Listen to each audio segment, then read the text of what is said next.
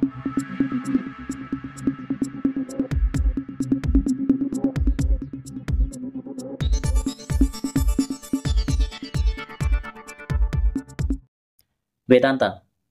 मंगळवारी बाजार बंद झाल्यानंतर कंपनीने मोठी घोषणा केली आहे. न्यूज रिपोर्टर रॉयटर्सच्या बातमीनुसार सौदी अरेबियाने तांबे स्मेल्टिंग, रिफायनिंग आणि रॉड उत्पादन सुविधांसाठी वेदांतासोबत करार केला आहे. मंगळवारी कंपनीचा शेअर 1.04% वाढून 448 रुपयांच्या पातळीवर बंद झाला आहे. 3 महिन्यात हा स्टॉक 3% घसरला आहे, तर एका वर्षात स्टॉक 100% वाढला आहे. LIC life insurance corporation of India life insurance corporation of इंडियाने पतंजली फूड्स लिमिटेडमधील आपला हिस्सा वाढवला आहे. बाजार बंद झाल्यानंतर ही बातमी आली आहे. LICने पतंजली फूड्समधील आपला हिस्सा 4.986% वरून 5.020% इतका वाढवला आहे. तर FII म्हणजेच विदेशी संस्थागत गुंतवणूकदारांनी त्यांचे स्टेक देखील वाढवले आहेत. जून 2024 पर्यंत स्टेक वाढून 14.39% झाला आहे.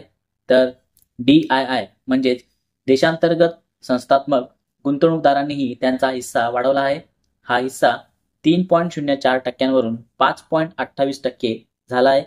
मंगळवारी कंपनीचा शेअर 0.4% घसरणीसह 1,754 रुपयांच्या पातळीवर बंद झाला आहे. एका आठवड्यात हा स्टॉक 5% घसरला आहे, तर एका वर्षात स्टॉक 32% वाढला आहे. 3 वर्षात हा स्टॉक 90% वाढला आहे. RVNL रेल विकास निगम लिमिटेड कंपनीला 625 कोटी रुपयांच्या ऑर्डर प्राप्त झाल्या आहेत. मंगळवारी कंपनीचा शेअर 1% घसरणीसह 434 रुपयांच्या पातळीवर बंद झाला आहे. Fibre web India limited textile क्षेत्रातील कंपनी फायबर वेब इंडिया लिमिटेडने कंपनीच्या विस्तारासाठी 200 कोटी रुपये उभारण्याची योजना आखत असल्याचे सांगितले आहे. मंगळवारी कंपनीचा शेअर 10% वाढीसह 52 रुपयांच्या पातळीवर बंद झाला आहे. झॅगल प्रीपेड ओशियन सर्व्हिसेस झॅगल कंपनीने मास्टरकार्ड टेक्नॉलॉजीशी करार केला आहे. मंगळवारी कंपनीचा शेअर 0.5% वाढीसह 470 रुपयांच्या पातळीवर बंद झाला आहे. लुमॅक्स ऑटो टेक्नॉलॉजीज लिमिटेड ऑटो ॲन्सिलरी क्षेत्रातील कंपनी लुमॅक्सने सांगितले की उपकंपनीने म्हणजेच कंपनीच्या सबसिडरी कंपनीने 153 कोटी रुपयांना ग्रीन फ्युएल एनर्जी सोल्युशन्समधील 60% भागभांडवल म्हणजेच हिस्सा विकत घेतला आहे. मंगळवारी कंपनीचे शेअर्स 2% वाढीसह 514 रुपयांच्या पातळीवर बंद झाले आहेत. विप्रो IT क्षेत्रातील कंपनी विप्रोने मॅरिली सोबतचा करार वाढवला आहे. मॅरिली सोबतचा विप्रोचा करार अतिरिक्त 4 वर्षांसाठी वाढवला आहे. मंगळवारी विप्रोचा शेअर 1% वाढीसह 588 रुपयांच्या पातळीवर बंद झाला आहे.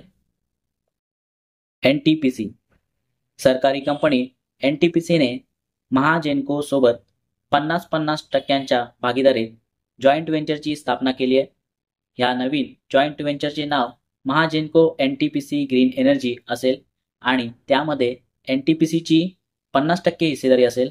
हे जॉईंट व्हेंचर महाराष्ट्रात रिन्युएबल एनर्जी पार्क्स उभारणे, चालवणे आणि त्यांची देखभाल करणे यासाठी करण्यात आले आहे. मंगळवारी NTPCचा शेअर 2% घसरणीसह 361 रुपयांच्या पातळीवर बंद झाला आहे. ओला इलेक्ट्रिक मोबिलिटी लिमिटेड कंपनीने गिग आणि S1Z श्रेणीच्या स्वस्त दरातील इलेक्ट्रिक स्कूटर्स लॉन्च केल्या आहेत. या स्कूटरची किंमत 40,000 ते 65,000 दरम्यान असतील आणि कंपनी या स्कूटरची डिलिव्हरी एप्रिल 2025 पासून सुरू करेल. मंगळवारी ओला इलेक्ट्रिक मोबिलिटीचा शेअर 5.52% वाढीसह 73.42 रुपयांच्या पातळीवर बंद झाला आहे. Exide industries limited Exide industries limited कंपनीने आपली सबसिडियरी कंपनी एक्साइड एनर्जी सोल्युशन्समध्ये अधिकारांच्या आधारावर म्हणजेच राईट्सच्या आधारावर 100 कोटी रुपयांची गुंतवणूक केली आहे. एक्साईड इंडस्ट्रीजची आपल्या उपकंपनीमध्ये आता गुंतवणूक वाढून 3052.2 कोटी इतकी झाली आहे. मंगळवारी एक्साईड इंडस्ट्रीज लिमिटेडचा शेअर अर्ध्या टक्क्याच्या घसरणीसह 425 रुपयांच्या पातळीवर बंद झाला आहे. अन्नपूर्णा स्वादिष्ट लिमिटेड कंपनीने सांगितले की कंपनी मधुर कन्फेक्शनर्समधील 100% हिस्सेदारी खरेदी करणार आहे. यामुळे अन्नपूर्णा स्वादिष्ट लिमिटेडचा फूड अँड बेव्हरेजेस व्यवसायात प्रवेश होणार आहे. मंगळवारी कंपनीचा शेअर 1% वाढीसह 390 रुपयांच्या पातळीवर बंद झाला आहे.